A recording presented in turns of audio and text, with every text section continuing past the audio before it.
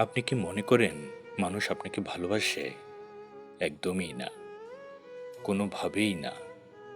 আপনি যেভাবে তাদের খুশি করেন সেটাকে তারা পছন্দ করে।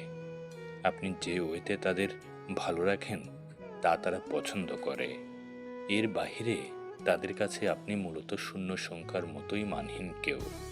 ঠিক ততক্ষণ অবধি তাদের নিকট আপনি গুরুত্ব পাবেন যতক্ষণ অবধি আপনি তাদের জন্য এমন কিছু করছেন যা তাদের ভালো লাগে।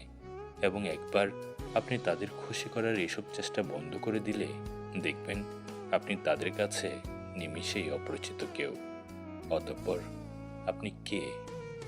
মানুষকে খুশি করা সুন্দর, কিন্তু সেই খুশি বজায় রাখতে আপনাকে পড়তে হবে।